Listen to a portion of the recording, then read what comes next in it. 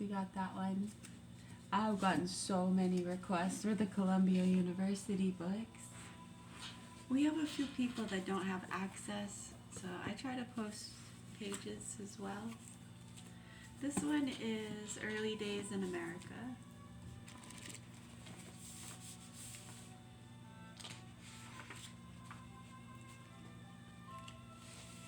Do a different one. I just didn't want to do Henry Clay again. We've done Henry Clay a lot. The Legend of Sleepy Hollow. See, that's better. 352. The Legend of Sleepy Hollow. Found among the papers of the late Diedrich Knickerbocker from the sketchbook, a pleasing land of Drowsheed it was, of dreams that wave before the half-shut eye, and of gay castles in the clouds that pass, forever flushing round a summer sky. Signed, Castle of Indolence. A pleasing land of Drowsheed, D-R-O-W, did I say it wrong? D-R-O-W-S-I-H-E-A-D. Drowsheed. Drowsheed? Land of Drowsheed?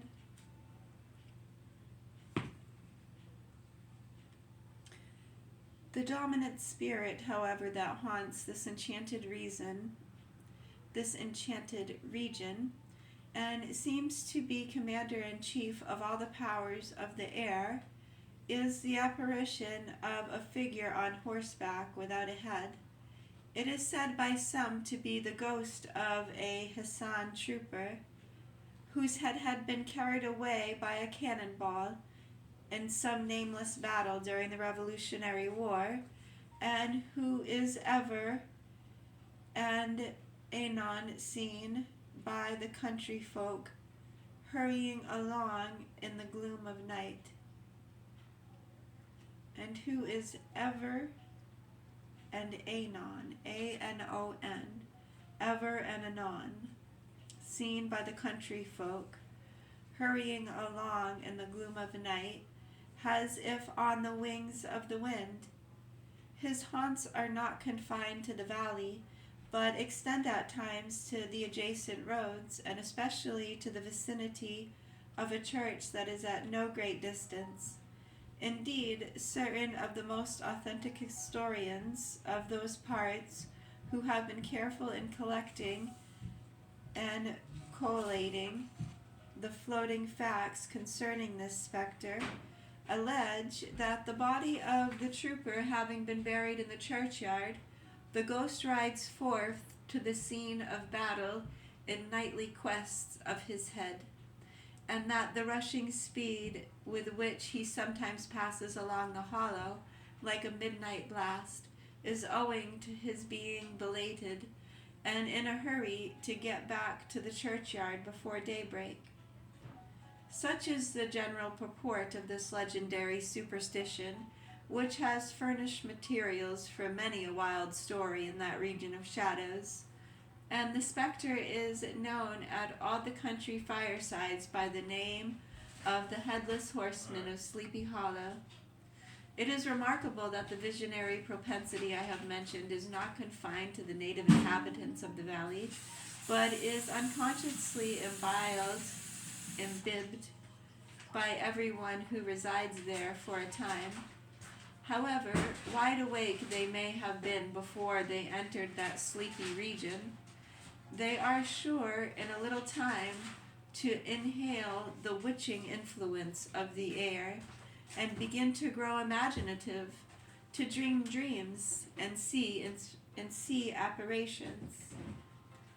I mention this peaceful spot with all possible laud, for it is in such little retired Dutch valleys found here and there, embosomed in the great state of New York, that population, manners, and customs remain fixed, while the great torrent of migration and improvement which is making such incessant changes in other parts of this restless country sweeps by them unobserved.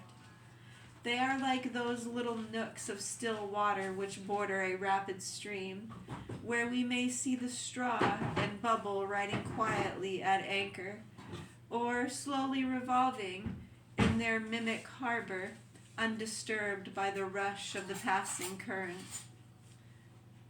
Of course, nothing bothers me.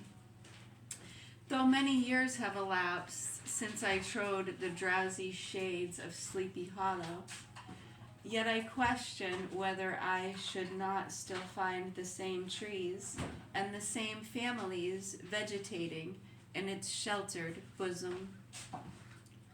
In this byplace of nature there abode, in a remote period of American history, that is to say, some 30 years since, a worthy wight of the name of Ichabod Crane, who sojourned, or as he expressed it, tarried, in Sleepy Hollow for the purpose of instructing the children of the vicinity. He was a native of Connecticut, a state which supplies the Union with pioneers for the mind as well as for the forest, and sends forth yearly its legions of frontier woodmen and country schoolmasters. The cognomen of the narrow shoulders, long arms and legs, hands that dangled a mile out of his sleeves, feet that might have served for shovels, and his whole frame most loosely hung together. His head was small and flat atop, with huge ears, long, large, green, glassy eyes, and a long snipe nose, so that it looked like a weathercock perched upon his spindle neck, to tell which way the wind blew. To see him striding along the profile of a hill on a windy day, with his clothes bagging and fluttering about him, one might have mistaken him for the genius of Phaemon descending upon the earth, or some scarecrow eloped from a cornfield. His schoolhouse was a low building of one large room, rudely constructed of logs, the windows partly glazed and partly patched with leaves and copybooks.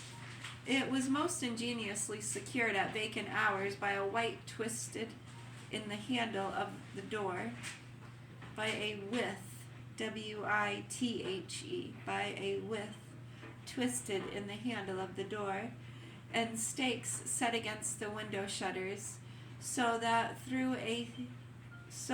though a thief might get in with perfect ease, he would find some embarrassment in getting out. An idea most probably borrowed by the architect, Jost van Hutten, from the mystery of an eel pot. The schoolhouse stood in a rather lonely, pleasant situation, just as the foot of the woody hill, with a brook running close by and a formidable birch tree growing at one end of it.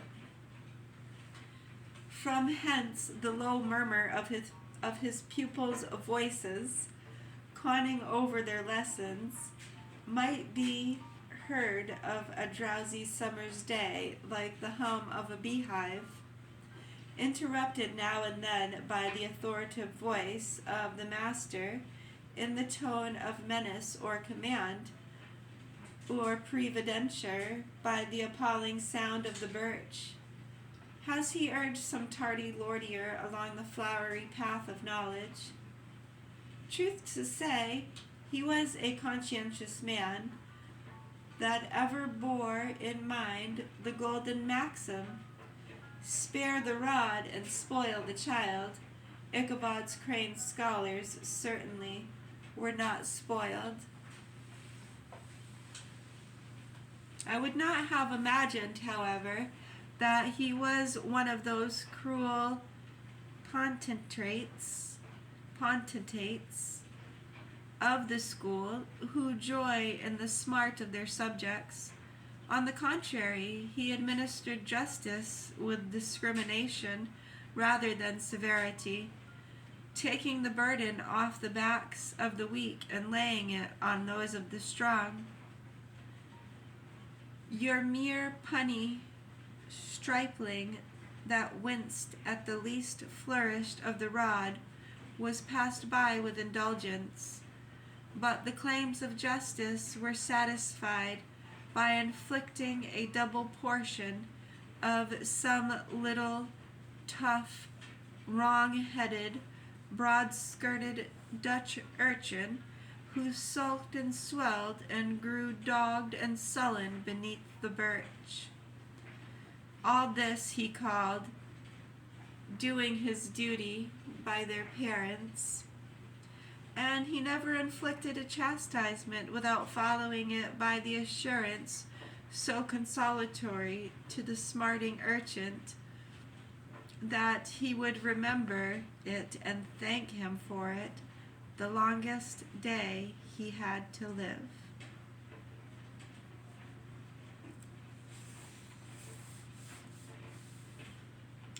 James Fenimore Cooper.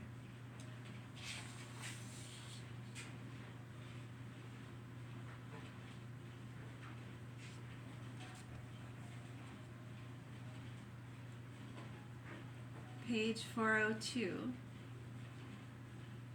A dozen blazing piles now shed their lurid brightness on the place, which resembled some unhallowed and supernatural arena in which malicious demons had assembled to act their bloody and lawless rites. The forms in the background looked like unearthly beings gliding